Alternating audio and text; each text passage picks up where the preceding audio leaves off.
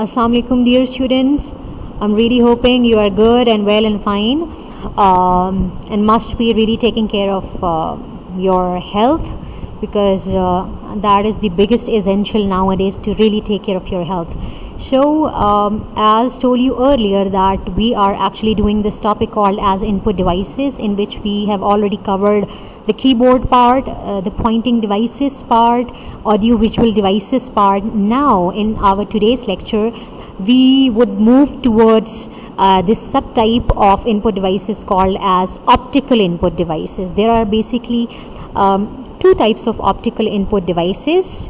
One is the magnetic stripe card, and the second one is basically the scanner. So here it's written magnetic, you need to add a G here. Anyhow, magnetic stripe card is basically an optical input device.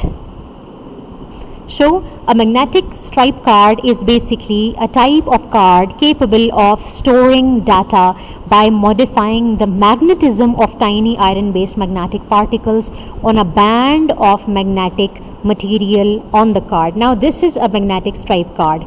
A magnetic stripe card can be an ATM card, a credit card, a debit card. So these are the cards which can be basically used in banks for money transactions, in grocery stores for payments like credit cards, etc. So this is the black stripe. This black stripe, this part is basically called as the magnetic stripe, and this magnetic stripe can be in different colors, but on this magnetic stripe, the data of the card holder is stored, and that data is invisible. That data is encoded. It is stored in the form of iron-based magnetic particles. The data which is stored on this magnetic stripe card is basically stored in the form of tiny iron-based magnetized particles. So magnetic stripe is sometimes also called as swipe and mag stripe. Because why it is called as a swipe card too, because it can be swiped through a magnetic card reader, which actually reads the data on that magnetic card, on that credit or debit card. So a magnetic stripe card is basically a type of card that permits the user to complete electronic transactions or access a locked physical space. For example, ATM. I would give an example of ATM machine. ATM machine is a locked physical machine, and if you want to take the money out of ATM machine, if you do some transaction through the ATM machine, what would you do? You would take out your ATM card and you would insert your ATM card inside the ATM machine, and then you would enter some money, and what would happen? The ATM machine would withdraw the money according to your instructions. But if you would not be able to insert the ATM magnetic stripe card, that physical ATM machine would not withdraw any money for you. So the stripe, basically this magnetic stripe basically contains data stored in the form of iron-based magnetized particles, and this stripe contains embedded information. That information is embedded or stored in that magnetic stripe card, and that information belongs to the owner of that card. So types of magnetic stripe can include driver's licenses, credit cards, ATM cards, employee ID cards, hotel room cards, public transit cards, etc. What is a magnetic stripe? As told you earlier, that it is a stripe of magnetic information. It is a stripe which stores iron-based particles, iron-based magnetized particles, and it is this stripe. This stripe is basically present at the back end of a magnetic card, and this stripe can be present in the black color, brown color, or silver color, like that same silver color which is present on your prepaid cards when you are using some telecommunication SIM and you have to transfer some balance, so you do it through some card on which a magnetic silver color stripe is always present, which you actually rub or you scratch that stripe. So if you talk about the certain parts of a magnetic stripe card, you can see that this black, brown, or sometimes in some cards silver portion is called as magnetic stripe. This is the hologram part, this is the bank contact information, this is the signature area, signature of the owner of the cards, this is the security code allotted by the bank or by the organization, and this is the network logo. So these are the basically magnetic stripe cards on which here in this diagram you can see that silver stripe exists. That can be black, brown, or silver. So how does a magnetic stripe, this magnetic stripe basically works on the back of a credit card? The stripe on the back of a credit card is a magnetic stripe, and this magnetic stripe is made up of tiny iron-based magnetic particles attached on this plastic film.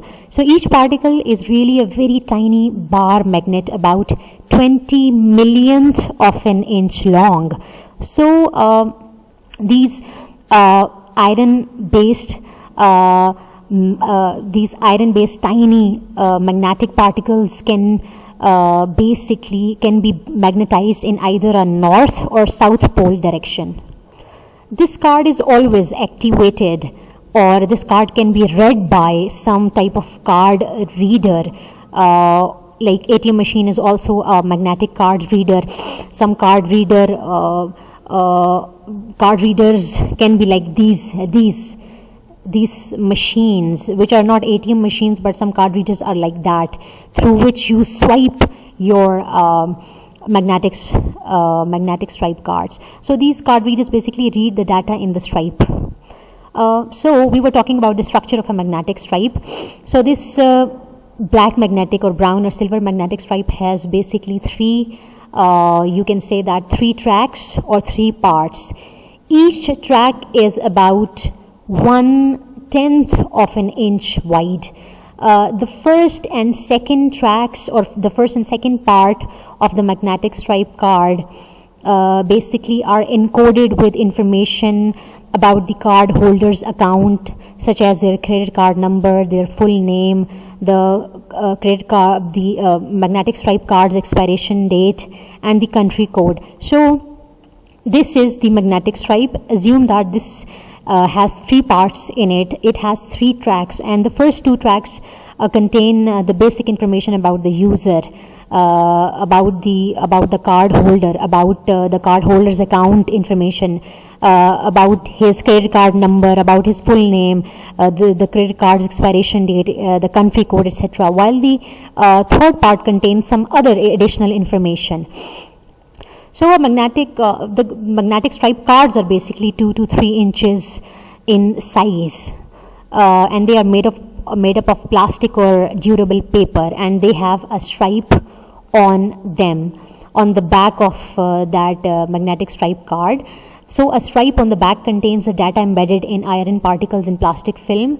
So in order to read that magnetic stripe card, the ATM machines or these type of magnetic stripe readers are used. These are magnetic stripe card readers. These are the card readers. You can see this place, this place carefully, because this is the place from where that magnetic stripe card would be swiped.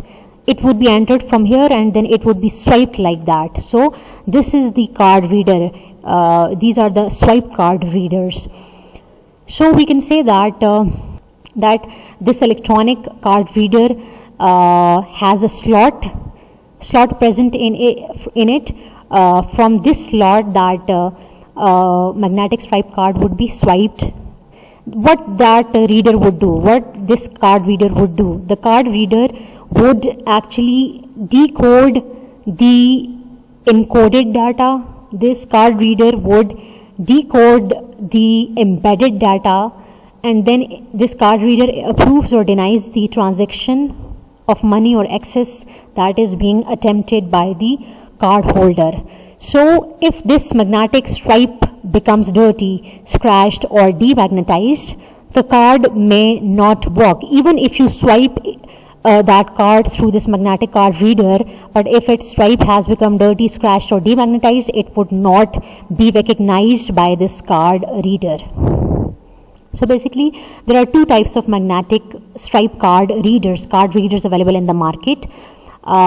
This is basically a swipe card reader from which the card would be swiped, and another type is of insertion card readers. Insertion card readers are like ATM machines. In ATM machines, you have to insert your magnetic stripe card like credit card, etc., or whatever ATM card, etc. So at the end, we can say that magnetic stripe card is a type of card capable of storing users' data by modifying the magnetism of tiny iron-based magnetic particles on a band of magnetic material on the card. The magnetic stripe sometimes can also be called as swipe card or mag stripe. And in order to read the magnetic stripe card data, which is encoded in the form of iron-based magnetic particles, in order to read those iron-based magnetic particles, in order to read that encoded data present on a magnetic stripe, magnetic card readers are used. And there are two types of card readers. One is called as swipe card reader, another is called as insertion card readers. Okay. As we are already done with the first type of optical input devices, so that first type was magnetic stripe card. Now moving on towards the second type of optical input devices, that is basically scanners. So when we would be done with this scanners type, then we would be completely done with the optical input devices. We would be completely done with this topic of input devices completely. So now we would move on towards the last type of input devices, that is scanners.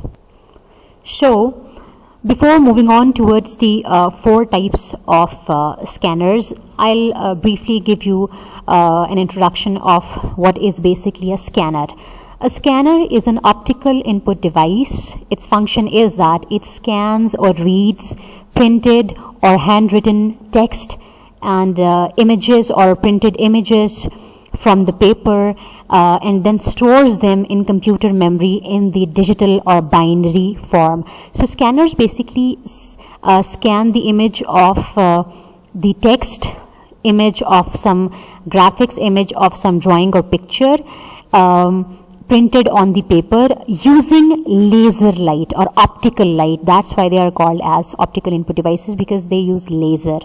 Then that scanner breaks that image, the image of text, the image of some drawing. It basically breaks that image into light and dark dots. If the image is black and white, in case of a colored image, the scanner would break the image into colored dots. But if the image is black and white, it would break the image into black and white dots. So these dots are then converted into the digital form by the scanner, and as scanner is attached with the computer, after converting those dots into digital or binary form, the scanner would send those binary form codes into the computer for further storage. In this way, the image is basically stored inside the computer. A point here, basically important point to grab here, is that a specially designed software is installed inside the scanner to interpret these dot patterns. In simple words, we can say that a scanner is an optical device or a hardware input device that optically through laser reads the image of some text, the image of some drawing, and converts it into digital form. A scanner is basically a device that is used for producing an exact digital image replica of a photo, of a text, of a written text on a paper, or even an object on a paper, or even an object in real life, just placed in front of your eyes on a table, etc. So this digital image, but most probably everything which is on paper is basically scanned through the scanner. So this digital image can be saved as a file. It is basically sent to your computer through the scanner, and it is saved inside your computer, and afterwards that scanned file which has been stored inside the computer can be altered, can be enhanced, can be modified, can be multiple things can be done with that scanned item, with that scanned photo. So the most commonly used scanner is the flatbed scanner, but there are basically 4 types of a scanner, which are flatbed scanner, handheld scanner, drum scanner, and a barcode reader is also a type of a scanner. So as already told you that what is basically a scanner, an input device, a hardware which basically reads the image of some text, the image of some graphics or drawing, and converts them into digital form. So this is basically a scanner. It looks like a laptop because it has a lid and it has a bed. This is the bed surface, and this is the lid, the cover, and between this cover and this bed surface the paper or page is placed. So first type is the flat bed scanner. So a flat bed scanner is a scanner. You can see its picture here. A lid, this is the lid or cover portion, and this is the bed portion. This is the flat bed portion on top of which the page or the paper would be placed. So flatbed scanner is a scanner that provides a flat glass surface. As you can see in this photo, this is a flat glass surface to hold a sheet of paper, to hold a sheet of book, a paper of book, or a page of book, or other object for scanning. The scan head, this lid is the scan head. The scan head is moved under the glass, and flatbed scanners often come with sheet feeders for scanning multiple sheets of paper rather than one at a time. So a flatbed scanner is an optical scanner, a laser-based scanner, which makes use of a flat surface for scanning the documents. The scanner is capable of capturing all elements on the document, every type of text, every type of image or drawing on the paper, and does not require movement of the document. As you can see here, that is very simple to grasp that this is the flat glass surface on which the paper is placed. So the paper does not need to move, as the lid or the cover would be basically then placed on that paper. The lid would be closed on top of that paper like a laptop lid. So the paper does not need to move. So flat bed scanners are effective scanners for delicate materials such as old photographs, delicate old photographs and papers and other documents which are fragile. Unlike other scanners, a flatbed scanner only requires the user to lay the document onto the glass surface here and just close the lid on that page. Almost all flatbed scanners have an adjustable lid which can be raised to allow thicker materials to be scanned. So now let's talk about the inside structure of a flatbed scanner. That is very simple. Nothing more confusing here. That is very simple. So as you can see the diagram there, this is the glass surface, flatbed or a flat glass surface of the scanner.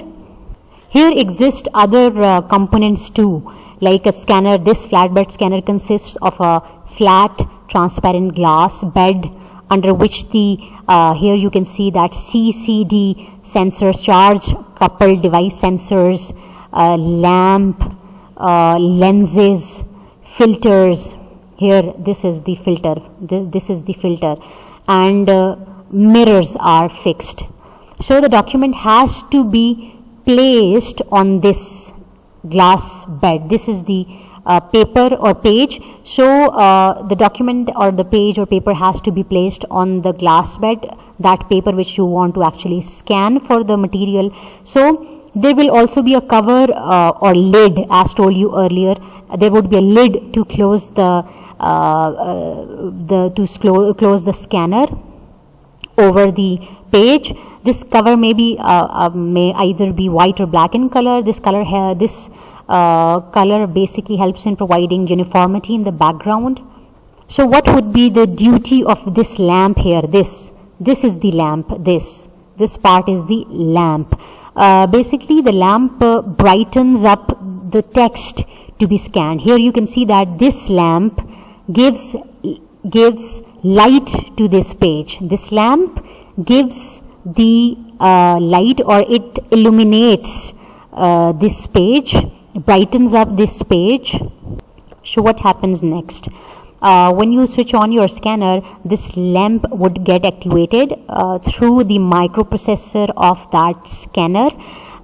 This lamp then gives light to this page, or illuminates this page. The light from the lamp hits this document, and then when light hits this document, then from this document the light gets reflected towards this mirror. There may be either two-way mirrors or three-way mirrors, but the lamp illuminates or brightens up the original document. From the document, that light of the lamp reflects towards the mirrors. The mirrors will be angled in such a way that the reflected image will be hitting a smaller surface on the lens. Now you would be grabbing the concept that the lamp generated the light. It illuminated, or it illuminates or brightens up the document or page. From the page, that light diverted or reflected towards the mirror. From the mirror, which was angled in such a way, from the mirror the light basically diverted or reflected towards the lens, hitting a smaller area over that lens, over those lenses. There can be multiple lenses. So in the end, the image, or the reflected light will reach a lens. What would that lens do? That lens would pass that reflected light through a filter. This is, you can say that this is a lens, and here's somewhere the filter also exists. So the light is reflected from the mirror to a smaller surface. From here it goes to the lens. The light was reflected towards the lens from the mirror. From the lens, the lens basically send it towards a filter, and that filter causes the image to be focused towards the charged coupled device, towards the CCD sensors. So the CCD sensors convert. Now the basic duty is performed by the CCD inside a flatbed scanner, that the CCD sensors would convert the light to electrical signals according to their intensity. So the CCD sensor is converting the light into electrical signals. These electrical signals will be then converted into image format inside a computer. Means the scanner would send those electrical signals, converted into binary form. Those electrical signals would be further converted into binary form, would send those electrical signals or binary dots towards the computer. So we can simply say that the duty of CCD sensors is to convert the light into electrical signals, but here a software also exists which basically converts those electrical signals into binary form, and into binary dots, and those binary into binary codes. So those binary codes would be then further sent to the computer for storage, for usage, for modification, for modification of that scanned data, for the modification of that scanned photo, etc. So if we talk about the advantages of flatbed scanners, the biggest advantage is that flatbed scanners work like a photocopy machine, as they contain a glass on the top and they have a flat bed of glass. So the page is basically placed on that flat bed, on that glass bed, and it is fixed on a specific position.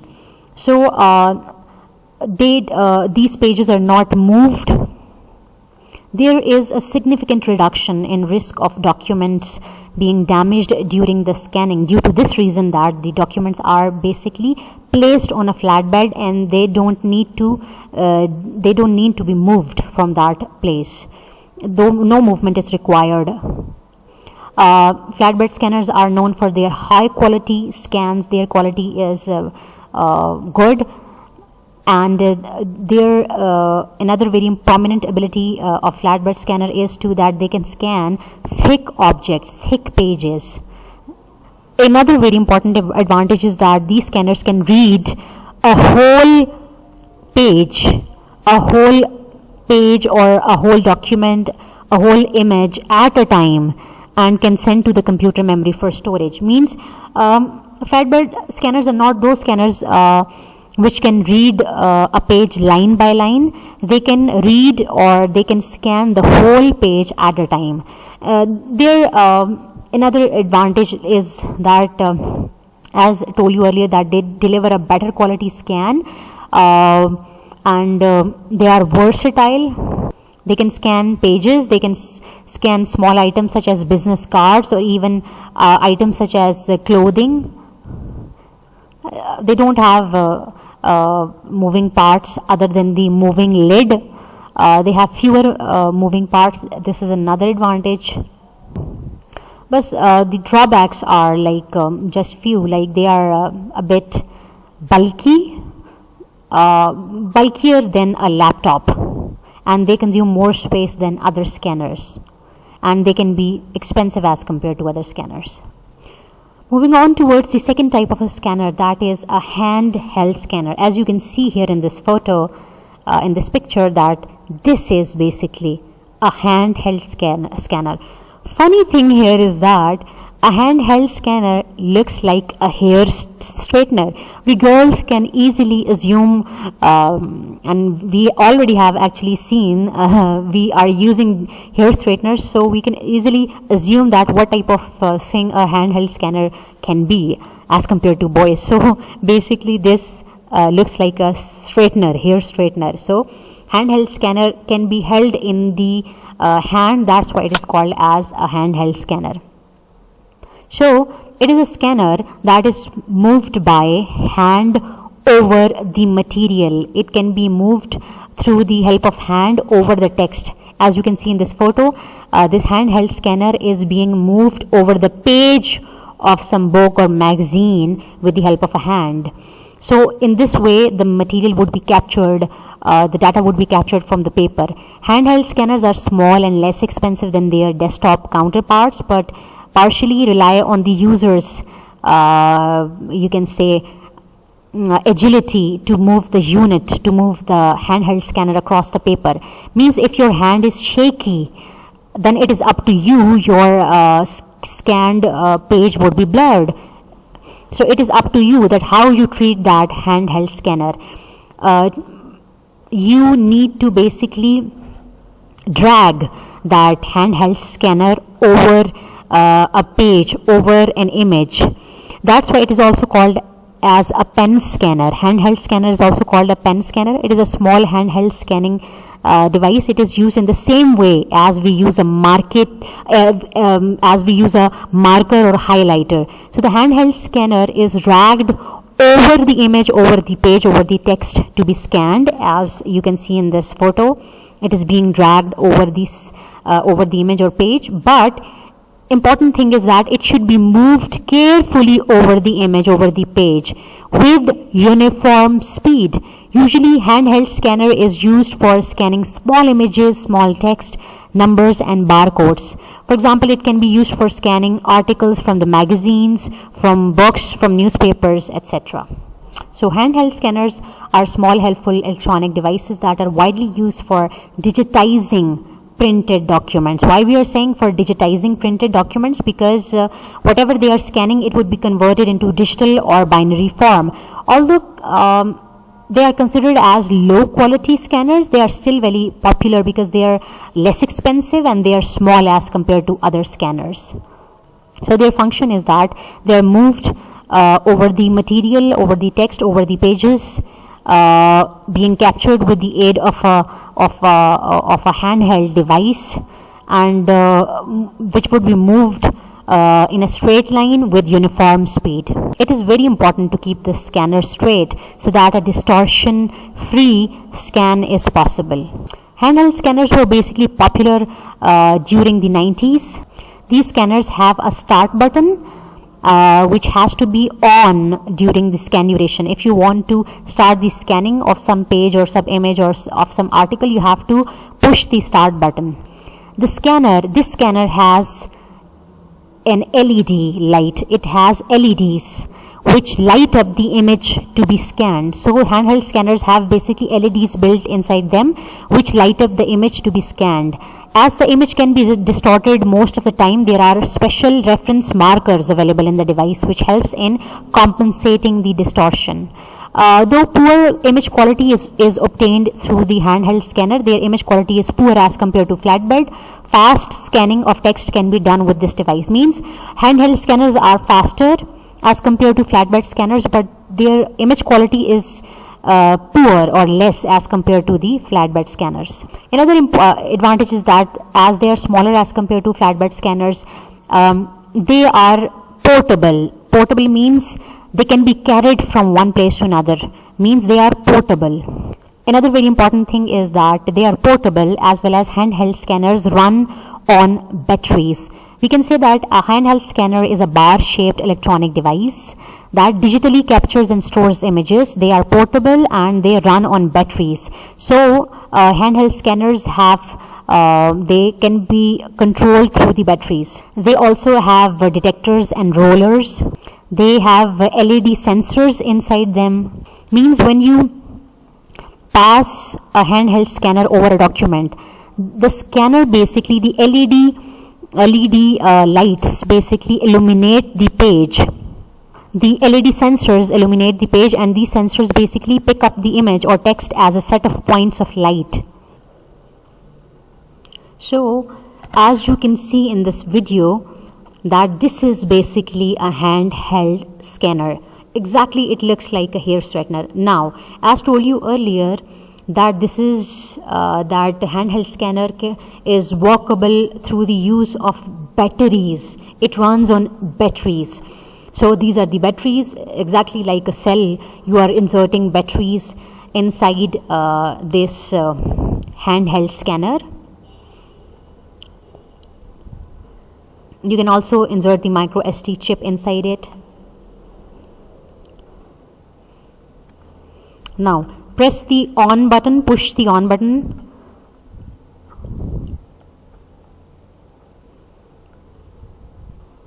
You can set the resolution, that how much resolution do you want to set. Now here you can see that this photograph is being scanned. As told you earlier, due to the poor quality of handheld scanners, they are more suitable for scanning the magazines or articles, but here you can see that the photographs are being scanned, but it is not we would not advise you to scan the photographs through the handheld scanners, because it would provide you with the poor quality. Now you can see that this is the scanned photo which was scanned through the handheld scanner. Now this handheld scanner is being used in order to scan this page of the book. You can see that how it is being scanned. Press the scan or push button and just move with uniform speed, just move that handheld scanner over the page. Again, press the stop button. And this is the scanned photo. This is the scanned page. Again, another this picture or drawing is being scanned with the help of handheld scanner. You need to just drag it over this diagram with uniform speed. You have to keep your hand speed stable. And this is the scanned photo. Now moving on towards the third type of a scanner, which is drum scanner. As we are already done with the first type, flatbed scanner, the second type, handheld scanner, moving on to this latest type, drum scanner. A drum scanner is like this, as you can see in this photogram. It is like a roller, a drum. It is in the form of a circle. It is making a circle shape. So a drum scanner consists of a drum. This part is the drum, and a detector head. This inside which this upper portion, which actually is above this drum, is called as a detector head. So the document is scanned by moving the detector head as the drum is rotated. Means the document to be scanned is basically wrapped around this drum portion. It is wrapped in its circular position, on its circular position. Then that document is scanned by moving the detector head as the drum is rotated. So drum scanner is used when greater resolution is required. You need to understand this. Drum scanner is basically required to scan the high quality photographs. Its scanning capability is very high quality. So it is mostly used for scanning the photographs. This scanner mainly is used in the publishing industry with respect to photographs, etc. The technology used behind this drum scanner is called as photo multiplier tube, PMT tube. As you can see here in this photo, you can see this transparent drum, and inside that transparent drum, this is the PMT tube. As the name implies, the drum scanner consists of a drum. This transparent drum is a type of cylinder on top of which the document is wrapped. The document to be scanned is wrapped. So the cylinder, this drum, then starts rotating. It rotates at a very high speed, and thus the document placed on it will deliver the image copy with the help of precision optics. These precision optics send the reflected light from the image. They will be sensed by a sensor in the PMT tube, inside this PMT tube. As told you earlier that drum scanners are using PMT, photo multiplier tube. In PMT, the document to be scanned is mounted here is wrapped around this cylinder or drum. At the center of the cylinder is a PMT tube. A PMT tube has further inside it the sensors. So at the center of the cylinder, PMT tube has a sensor which splits the light bounced from the document into three colored beams, red, green and blue. So each beam is sent through a color filter into a photo multiplier tube where the light is changed into an electrical signal. The basic principle of a scanner is to analyze an image and process it in some way. So image and text capture allow you to save information to a file on your computer. you can then alter or enhance that scanned image. Drum scanners are expensive as compared to handheld and flatbed scanners because they use PMT sensors, they use photomultiplier tube, they use photomultiplier tube sensor technology. Told you earlier, but again I will tell that a person would carefully mount the original document onto a drum cylinder, which would then be spun. It would be rotated that drum would be rotated at a high speed on which that document is wrapped, which you want to scan. So the machine would then be moved through a mechanically accurate on an accurate speed, initially to align its optical sensor which are present inside the photomultiplier tube, in order to align its optical sensors with the original, and then slowly across its entire span as the item was scanned. If you see here, there are multiple diagrams. This is the simplest one. In this diagram you can see that this is a rolling drum. This part, this is a rolling drum. On that rolling drum, a page like this, in this position has been wrapped. This is a rotating drum, a circular rotating drum, on which a page has been draped or wrapped like this. This is a detector head, which is basically present just above the cylinder, but it is fixed from these two edges with some other shaft from some other part. So the detector head is basically it is present here, and for this detector head basically scans, this detector head scans the whole image. The detector head is placed on a specific position. It does not move, but the drum moves, and along with this drum the page moves, but the detector remains at its position. It remains fixed at its position, and it scans the rotating paper, it scans the rotating document. In this diagram, and especially in this diagram, you need to understand this, that this portion, this is the drum portion, this is the drum portion, and inside this drum, in this drum, this PMT tube is present. This is the photomultiplier tube, PMT tube. Inside this drum, PMT tube is present, and it provides the drum scanner with two light sources, one light source for reflective purpose and one for transparent purpose. Means one light source reflects the data from the document, and another light source basically makes the document transparent in a way that it would also just scan the data, but two light sources are basically used. You need to understand this.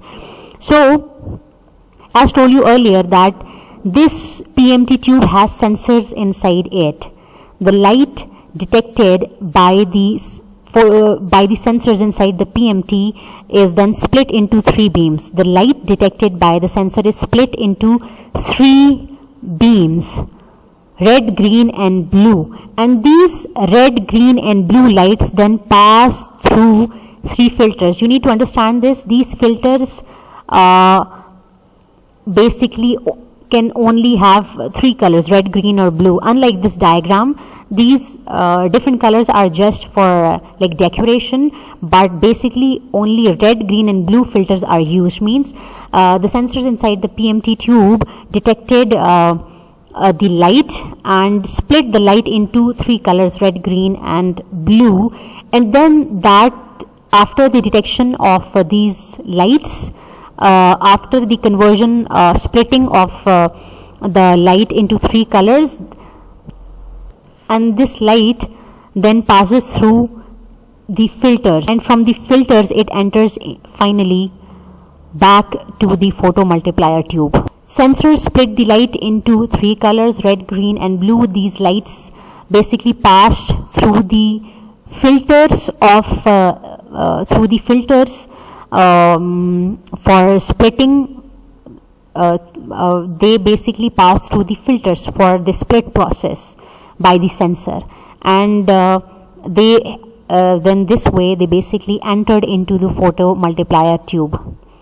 And when these split lights into splitted lights entered into the photo multiplier tube, what the PMT tube did, it basically converted those three colored beams, those three light energies, into an electrical signal.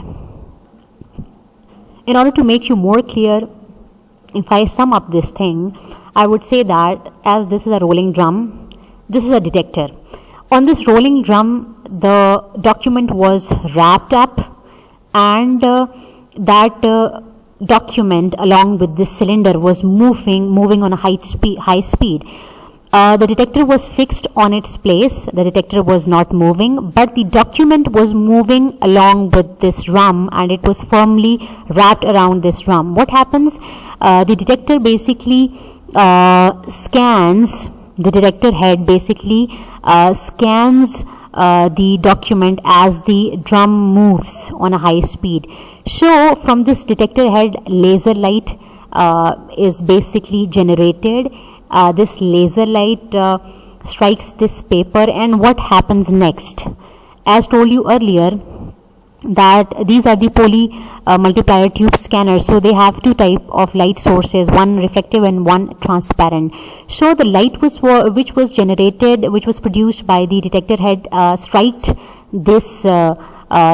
or scanned this whole page. Then that light produced by the detector head, which scanned the document, that light striked the content on that page. That light basically was detected by the sensors inside the PMT tube. This is the sub part. This is the whole PMT tube. So it entered the PMT tube. The light was detected by the sensors.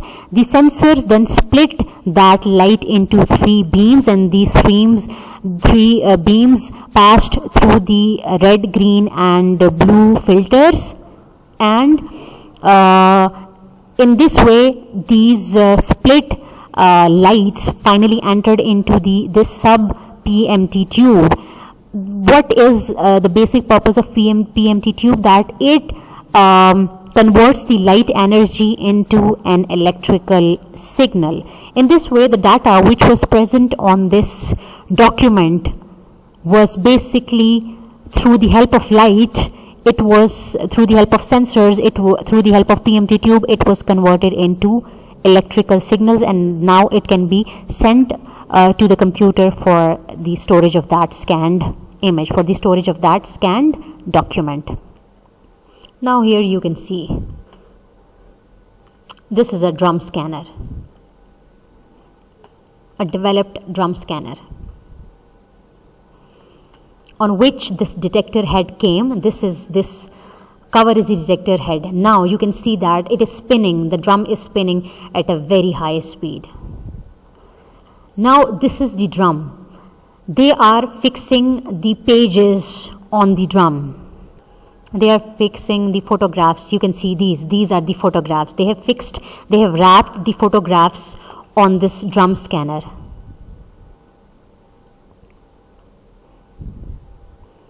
Now, as this drum has been wrapped with the photographs, now it has been adjusted, and the detector head is now scanning the photographs attached or wrapped on this drum. This is a transparent drum, and the photographs are attached on it, and it would move on a really high speed. These are the scanned photographs, high quality scanned photographs.